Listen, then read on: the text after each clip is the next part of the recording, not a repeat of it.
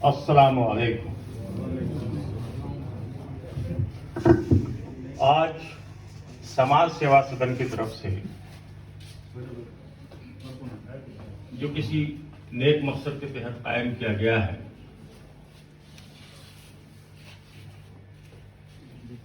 वो कई कदम बढ़ा चुकी है समाज की खिदमत के सिलसिले में, और आज ये प्रोग्राम इस छोटे से जगह में है और इंशाअल्लाह बड़े हॉल में भी होगा धीरे धीरे। कि मैं अकेला ही चला था जानिबे मंदिर, मगर लोग साथ आते गए और कारवां बनता गया। क्योंकि भाई मैं जब से आया हूँ, आमतौर से आवाम के जहन में ये शिकायत है कि कोई हमारा रहबर नहीं है, कोई हमारा कायद नहीं है, कोई इस समाज को देखने वाला नहीं है, कश्ती बगैर पतवार के है। और हमारे बच्चे जो 22 साल के हैं, 24 साल के हैं, न सिर्फ ये गुटखा और नशा की जद में हैं, बल्कि बदतमीजियां समाज के अंदर बढ़ रही हैं। और इसी बदतमीजियों का असर रहा गाड़ी चलाने के मामले में, चूंकि संजीदगी और वकार भूल चुके हैं हमारे बच्चे। नतीजा है कि 10-12 एक्सीडेंट ओल्ड पुलिया रोड पर हो चुका है। ये सारे हालात हैं। मैं 3.25 साल के बाद जमशेदपुर आया, क्योंकि वालिद साहब के साथ था, वालिद साहब इंतकाल कर गए। यहाँ आने के बाद मैंने भी किनारा कशी इख्तियार कर लिया था, लेकिन कुछ लोगों ने कहा कि नहीं, आप किनारा कशी नहीं इख्तियार कीजिए और हम लोग आपके हौसला अफजाई के लिए आएंगे। और यकीनी तौर पर आप लोग तशरीफ लाए हैं, मेरा हौसला बढ़ा है, सेवा सदन के सारे लोगों का हौसला बढ़ा है, और इसके साथ इंशाअल्लाह बड़े लेवल पे प्रोग्राम ऑर्गेनाइज होगा। मैं इस वक्त आज के प्रोग्राम की सदारत हमारे बड़े भाई जनाब इकबाल साहब, जो मुफ्ती शमशुद्दीन साहब के फर्जंद अकबर हैं, और मैं हमारे खुसूसी की हैसियत से डॉक्टर हसन इमाम मलिक साहब का इस्तकबाल करता हूँ। साथ ही उनके साथ आए हुए इकबाल भाई का इस्तकबाल करता हूँ तहे दिल से, और Kabir memorial Urdu high school के हेडमास्टर जनाब रिजवान औरंगाबादी साहब, जो न सिर्फ एक स्कूल के हेडमास्टर हैं बल्कि अपने आप में अदीब भी हैं, शायर भी हैं। और हमारे दरमियान सईद एहसन साहब हैं, वो भी एक अदीब हैं। अलखैरा से हमारे शहनवाज साहब हैं, ब्रदर मोहसिन खान साहब हैं, और उसके अलावा यहाँ पर मौजूद गालिब बेग साहब, कलाम साहब, फिरोज खान साहब, नासिर खान साहब, नज़ीर अहमद खान साहब, मोहसिन खान साहब, सईद एहसन साहब, जितने भी हमारे तमाम और लोग हैं। अगर नाम मैं गिनवाऊं तो फिर इसी में वक्त चला जाएगा। हम लोग एक मकसद के तहत इस प्रोग्राम को हम लोगों ने किया है, और मकसद यही है कि अपने मुआशरे को किसी के हवाले करने के बजाय अब हमें अपने मुआशरे को खुद से तब्दील करने की लड़ाई लड़नी होगी। इसे तहजीब याफ्ता बनाना होगा, इसे क्वालिटी एजुकेशन से हमें डेकोरेट करना होगा, सजाना होगा। और इसके लिए इसी फिक्र के साथ ये प्रोग्राम है। ये प्रोग्राम किसी के जाती शख्सियत के लिए नहीं है, ये प्रोग्राम किसी की शोहरत के लिए नहीं है। ये प्रोग्राम सेवा सदन ने, ये समाज सेवा सदन ने जो कदम उठाया है, जिसके सरपरस्त हमारे खुद डॉक्टर हसन इमाम मलिक साहब हैं। जाहिर है कि उनकी सरपरस्ती रहेगी तो इंशाल्लाह यकीनी तौर पर काफिला और मजबूत होगा। बाहर जो लोग हैं, अंदर कुर्सी खाली हैं, बैठ जाइए आके। और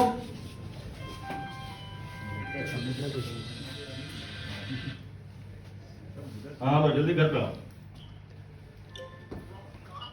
घर पे। तो एक फिक्री सिलसिला है। अभी हाल में एक्सीडेंट हुआ ब्रदर शमीम चुन्नू का, हमारे दरमियान का एक नौजवान, एक स्मार्ट लड़का, किसी मवाली की गाड़ी चलाने के अंदाज की वजह से हादसे का शिकार हो गया।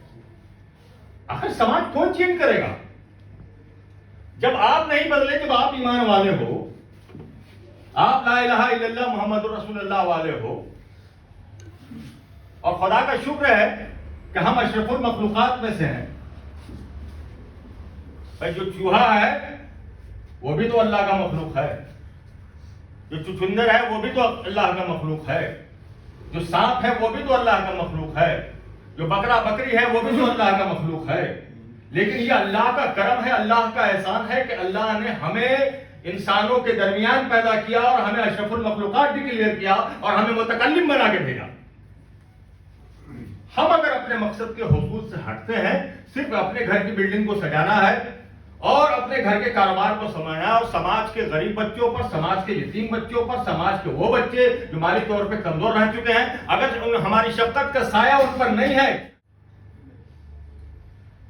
इसी सिलसिले आज का जो प्रोग्राम है, खासतौर से मेहमान खुशी से आपको मैं कहना चाहूंगा, आज का जो प्रोग्राम है वो कई स्टूडेंट्स हैं पढ़ के निकले हैं। एक बच्चा हमारे से तालीम हासिल करता रहा, बाद में 8वीं क्लास में हमने इनको रिजवान औरंगाबादी साहब के स्कूल के हवाले कर दिया और माशाल्लाह वो 89 या 90% मार्क्स लेके आया है। उसके हौसला अफजाई के लिए ये प्रोग्राम आज हमने मुनक्किद किया है। लिहाजा इसी के साथ आइंदा बातें होंगी अभी थोड़ा देर के बाद आपसे। मैं जुनैद से दरखास्त करता हूं कि आइए हल्क़े रवायत कुरान की तिलावत से प्रोग्राम का आगाज किया जाए। जवाहरलाल नेहरू यूनिवर्सिटी में था तो वहां हमारी एक क्लासमेट अनीता सिंह मुझसे काफी गुस्से में सवाल कर रही थी कि क्या आपके कौम में बच्चियों को पढ़ने की इजाजत नहीं है क्या? वो तालीम क्यों नहीं हासिल करती? वो डॉक्टर बन सकती हैं, प्रोफेसर बन सकती हैं, लेक्चरर बन सकती हैं, लॉयर बन सकती हैं, डीएम बन सकती हैं। और आप अपने जो कल्चर है उस कल्चर के लिहाज से ही आप अपने कल्चर में ही पढ़ाइए, आप अपनी तहजीब के साथ पढ़ाइए, आप वो माहौल खड़ा कीजिए। तो मुझे उसके सवाल जो है मेरे जहन पे एकदम बिल्कुल हथौड़े की तरह, और उस जमाने में जो हमारा मुआशरा था तो यकीनी तौर पर मैं ये देखता था कि बच्चों को पढ़ाने का तो रुझान था माँ बाप का, लेकिन बच्चियों को पढ़ाने का रुझान नहीं था, बल्कि आईए बीए सिर्फ इसलिए करा देते थे कि रिश्ता नाता अगर कहीं हो तो बता दिया जाए कि मेरी बच्ची आईए की है, बीए की, ये जहन था। और उसके बाद यहां जब मैं आया तो बाकायदा हमने एक तालीमगाह कायम किया और ये बच्चे जो बोल रहे हैं इनको मैंने किताबी कीड़ा बनने नहीं दिया कि आपको समाज को लीड करना है, समाज को रहनुमाई करना है। हमारी जिंदगी कब तक है नहीं मालूम है, हम अच्छे लोगों को अपने पीछे छोड़ के जाएं ताकि वो समाज का कमान संभाल लें। अब खुदा का शुक्र है रज़ा रहमान ने जिस तरह की गुफ्तगू की, एक बच्ची जो अभी 10+2 की स्टूडेंट है और जिस तरह से आपके सामने गुफ्तगू करके निकल गई, आइंदा आपके तमाम बच्चे तमाम बच्चियां इस तरह की गुफ्तगू के आदी अगर बन जाएंगे तो हमारे समाज को कोई जाहिल नहीं कहेगा,